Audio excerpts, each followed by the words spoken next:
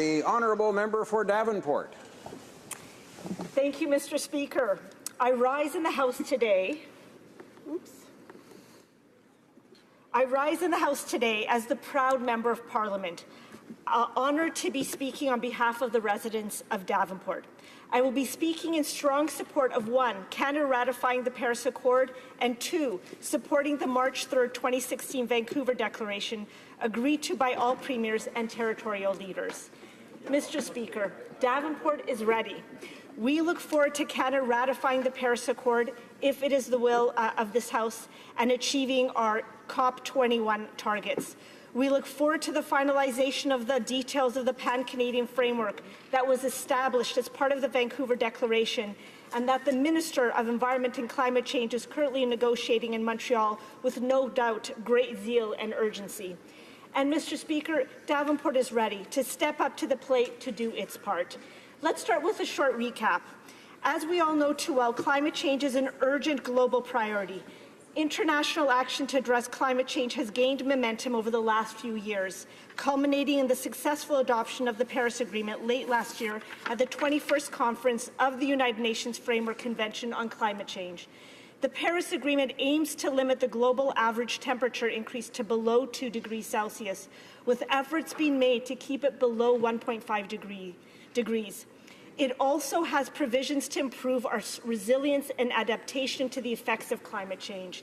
Meeting these goals will require action by all countries, particularly when it comes to reducing greenhouse gas emissions.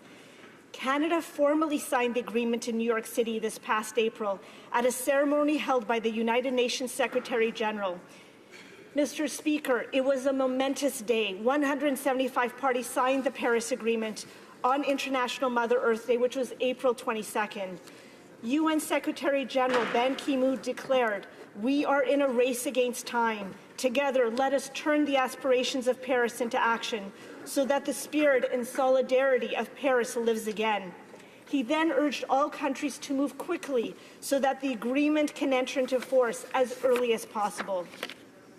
And now, just over 5 months later, I'm hoping that Canada will be moving as quickly as possible forward to ratify the agreement and joining a number of other leading countries in bringing the agreement into force in time for this year's 22nd United Nations Climate Change Conference to be held in Marrakesh, Morocco in November. Mr. Speaker, it's important to note that for the Paris Accord to enter into force, the agreement must be ratified by 55 parties representing at least 55% of global greenhouse gas emissions. As of today, 62 parties have ratified, representing 52% of global emissions. So we're still not there yet, and Canada, by ratifying the Paris Accord, will move the world closer to the Paris Accord coming into force. Now, ratification is but one key step. We all know that we need to take urgent, big action right here in Canada. Earlier this year, in early March, the Prime Minister met with the First Ministers and Indigenous leaders in how we can collectively and collaboratively work together to meet the COP21 targets, and agreed to establish a Pan-Canadian framework to address climate change. This is now called the Vancouver Declaration. Upon reflection, Mr. Speaker, this was a historic moment. After 10 years of almost no action by the previous Conservative government, the Prime Minister met with all the provincial territorial leaders and Indigenous leaders, and they unanimously agreed to work together for the benefit of all Canadians. I want to pause to recognize what I think is a minor miracle that this meeting and the subsequent outcome took place. There was the vision of our Prime Minister and the great desire by all First Ministers to assemble and to sit at the same table to discuss how to move forward together. This is leadership. It was a historic moment, to be sure. Here's what the Prime Minister press release said after the First Minister's meeting was over. Building on the commitments and actions already taken by the provinces and territories and the momentum from COP21 in Paris, we are moving forward toward a Pan-Canadian framework for clean growth and climate change that will meet or exceed Canada's international emissions targets and will transition our country to a stronger, more resilient, low-carbon economy while also improving our quality of life. The Vancouver Declaration laid out a process for federal, provincial, and territorial collaboration to create a pan-Canadian framework for clean growth and climate change. It established 4 key working groups. The first was clean technology, innovation, and jobs. The second was carbon pricing mechanism. The third was specific mitigation opportunities. And the fourth was adaptation and climate resilience. Mr. Speaker, I'm pleased to let you know that the working groups have completed their final reports, which will be soon made public. And today, as I mentioned earlier, our Minister of Environment and Climate Change is in Montreal, and together with the Canadian Council of Ministers of the Environment is reviewing the reports, which will be ultimately provided to the First Ministers for their deliberation. All of these recommendations will be discussed at the next First Ministers meeting to be held in early December, where I hope the final details of the Pan-Canadian framework for clean growth and climate change will be finalized. A framework that will lay out key measures and commitments by federal, provincial, and territorial governments and will enable us to meet our national climate change target by 2030.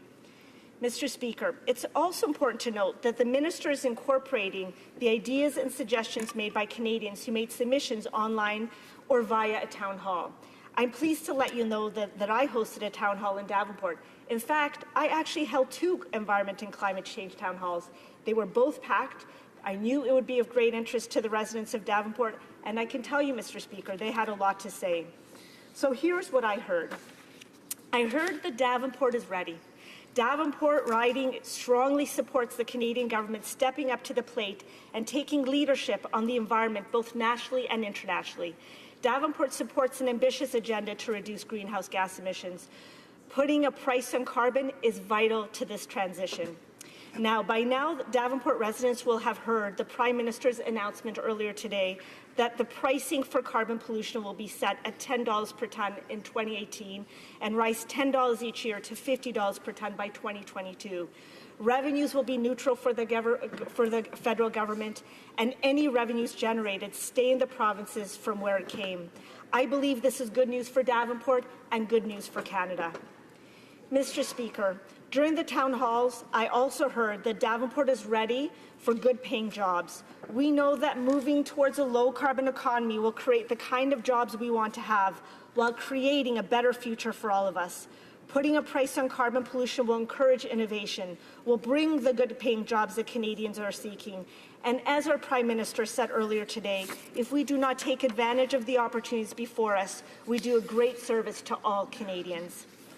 Mr. Speaker, Davenport is ready to do its part. We know that taking action on climate change, reducing greenhouse emissions, transitioning how we live, think, and work is a shared responsibility, and Davenport is ready to be part of the solution.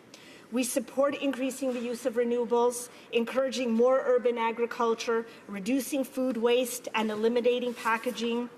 We support boosting the number of bicycles, electric and alternative fuel vehicles on our roads, and improving the efficiencies of our home and buildings. Davenport is ready for a timeline, a game plan of how Canada will move forward towards a low-carbon future, how we will transition to using renewable, clean energy. Shimon Peres, one of the founding fathers of Israel, who sadly passed away just last week, said in an onstage interview at the World Economic Forum in January 2014 that the world is moving faster than ever before, but the opportunity before us is that we get to shape the world that we live in.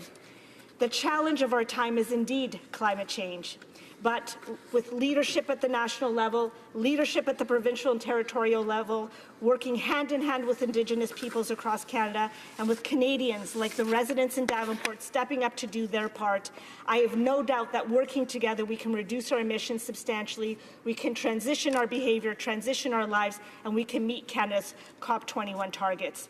Our Prime Minister said earlier this afternoon that when Canada is faced with a problem, we lean in, we work together to solve the problem, and we live up to our commitment. As we enter the 150th anniversary year of this wonderful country that we're all blessed to call our home, we are asking all Canadians to lean in, to work together, and do all we can to create a better future for our children, our grandchildren, and for generations to come. In today's challenging times, we are called to live up to the motto of Canada. Actually, it's the motto of the Order of Canada, but it still applies. Desiderantis maiorem patriam. They desire a better country. We indeed do desire a better country, and as our Prime Minister always says, in Canada, we can always do better. Thank you, Mr. Speaker. Questions and comments? The honourable member.